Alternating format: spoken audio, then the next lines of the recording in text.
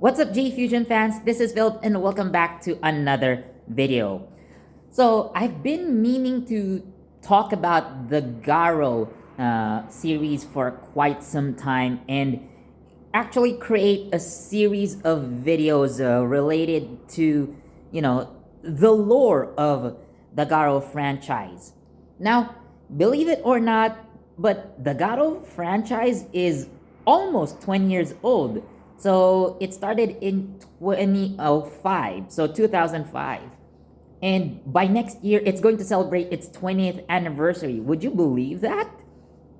But for a story such as Garo, it has been through different iterations and basically like different universes. What makes discussing Garo in a way like this very interesting, in my opinion, is that they share some sort of lore to a degree. Now, like I've said, different Garo universes exist. You have your original Garo universe, if you will, which features the Saejima clan. You have Ryuga Dogai's story, which is, by the way, the current ongoing Garo series. You have one like Garo versus Road, and you have the Garo anime universe. But looking at all of these shows, again, they share very, very specific traits, and these are the things that I would like to talk about in these series of videos. So, with that said, I'd like to talk about the lore of the Garo franchise, the Garo verse, and maybe the multiple Garo verses out there, because again, they do share, at least like in a basic sense, a lot of stuff.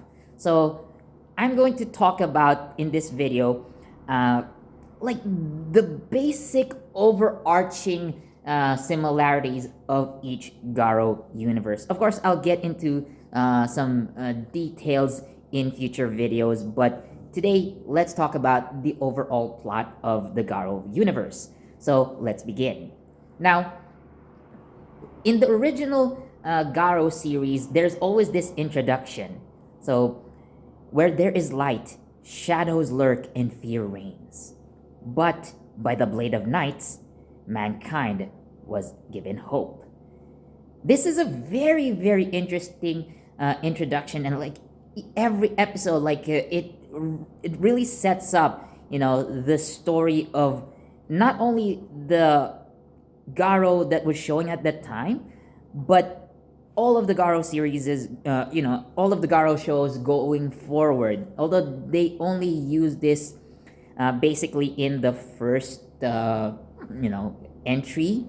So the the very first Garo entry in the franchise, and but I think that still stands today. So, anyways, so there are demonic creatures that are called horrors, which are brought into this world out of human negative emotions.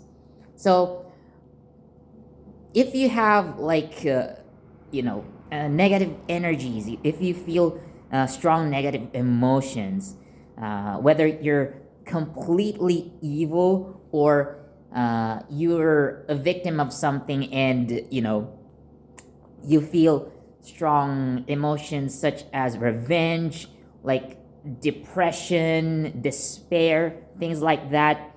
So you can bring about a horror into this world. So using objects known as gates, so your negative energies and emotions are channeled into any kind of object, really, especially if those objects are sentimental to you. So you can channel, for example, take this pen, right?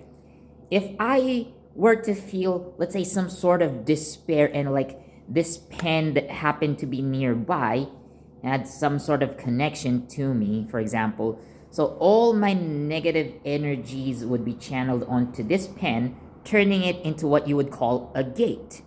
So from that gate, horrors could appear.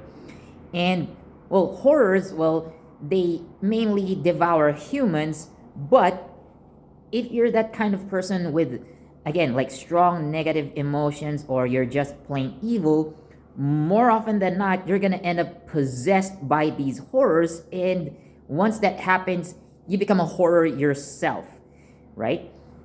So horrors have this basic appearance of, well, like black impish creatures with skull faces and horns. They often have wings on their back, kind of small. One is like an angelic white wing, and one is a demonic black wing, but you know, that's their design. But once they get to possess a person, their forms change into unique forms. So they evolve into unique forms. So basically, the premise of the entire Garo franchise is that there are these warriors called the Makai Knights, wielding weapons made out of soul metal and wearing armors made of the same material. So they use these weapons and armors in order to defeat these monsters. Now, they are often assisted by what you would call Makai priests who specialize in magic, and they can, depending on their training, they can defeat horrors by themselves, or they support Makai Knights in combat. So Makai priests can function as healers from time to time, but it's basically the Makai Knights who do the heavy lifting when it comes to fighting against horrors. So, you know, with that said, each Garo universe has their own set of rules. Even though, again, they have basic similarities, again, this overall plot is shared by each Garo universe, but there are some small details. But that's the long and short of it, you know, if you would say. So, demonic creatures called horrors come into this world because of, again, negative human emotions. They eat people and they possess people, turning them into horrors. And then there are these warriors called Makai Knights that are, you know, tasked with defeating these creatures. And of course, they're aided by Makai priests, either in combat or against support roles. So that is, again, the basic plot of, you know, the Garo universe. I really, really enjoy this franchise because it's not your typical tokusatsu. So Garo has been a midnight drama, a midnight toku. Even the animes are not what you would intend for very young audiences to watch because of some scenes that, well, you know, for some entries they might involve some degree of nudity, and there's a lot of gore and some really, really disturbing imagery in some cases that, again, it's a kind of tokusatsu that more mature people would watch. Maybe if you're at least 15, I guess, or, you know, to be safe if you're 18 and above. But that's just how I see it. But nonetheless, Garo has a very interesting lore to it. So they do have shared aspects, such as, for example, the soul metal that I have just mentioned. Well, this is the primary material used to make armors and weapons for Makai Knights. The soul metal can actually be different based on, like, the universes where they exist. So I will talk about, like, the soul metals in a different video, but yeah, so this is your introduction basically to the world of Garo.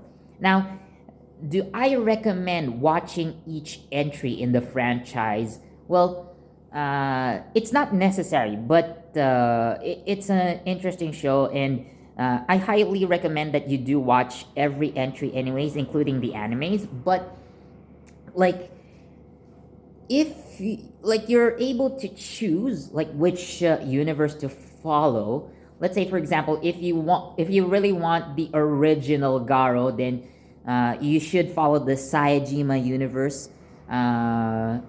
Garo. If you want something different, you can either watch the Ryuga verse, like starting from Yami o Terasumono. And each anime, well, you can say that they are standalone and separate from each other. So it's up to you whether you want to watch the entirety of the Garo franchise or you want to follow a specific universe. But I really recommend that you experience each universe and see the differences between them. Of course, again, there are a lot of similarities, but the differences that make them unique are actually sometimes more interesting than looking at the similarities. So that's your overall introduction to Garo. So I hope you guys enjoyed this video. Are you a fan of the Garo franchise? Tell me your favorite entries in the comments. I personally am a Ryuga Dogai fan. I've mentioned it in my first impressions review of Haganeo Tsugumono.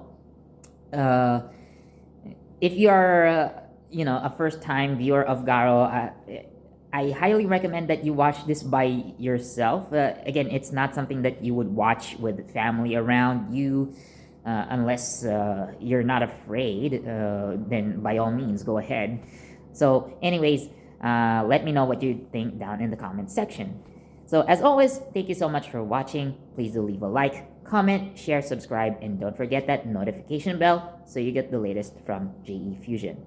This has been Philip, and I'll see you in the next one. Bye.